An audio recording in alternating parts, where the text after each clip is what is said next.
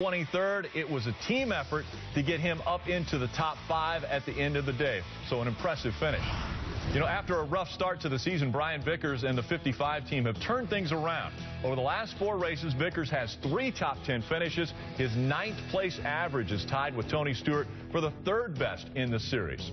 Our Kelly Stavis is at Michael Waltrip Racing with Vickers crew chief Billy Scott. Rick, there's been so much talk about the talented group of rookie drivers this season, but there's another group of rookies making a lot of noise.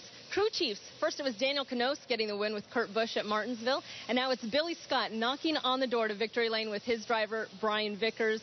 And yesterday in Texas, you got a 4th place finish. It came down to strategy, taking 2 tires instead of 4 for that green-white checkers. Is that the first real high-pressure call you've had to make as crew chief?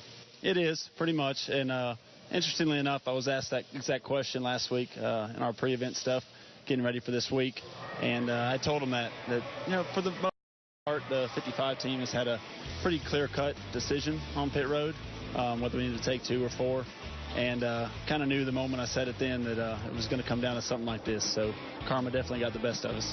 Well, take me through the moments leading up to make that decision. What was your thought process, and how nervous were you to make that call? It really started when we made the last green flag stop before that. We then had, you know, enough fuel and tires to make it to the end. So then our race engineer, Brandon Pope, and I started immediately talking about what the options were. And then as soon as I told Brian, caution came out and said, you know, we're thinking about doing 2 here. And he said 10-4. I pretty much made my mind up.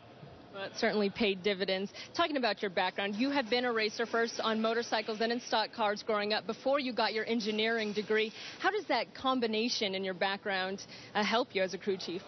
A little bit. It gives you some perspective on what they're facing, you know, what they have to deal with, and you know, what they mean when they use some of the terminology. But also just from the competition side. From the time I was, you know, 5 years old, I've pretty much been used to competing and focused on winning, so it just carries over. Last year, Brian Vickers ran just 17 races with his 55 team, but he still managed to pull out a win. What does that say about him as a driver and to overcome adversity? Well, yeah, that's very impressive, for sure. And he has had plenty of adversity to deal with, and it's been a pretty amazing story, really, his comeback. And glad to have been a part of that last year as the race engineer when we got his first, you know, win back. And he's really he's taken a leadership role in this team from the start.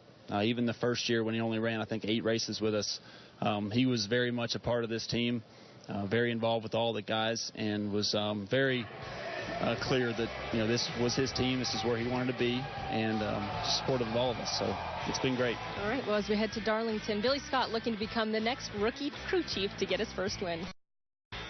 Thanks, Kelly. We look forward to great things out of Billy Scott.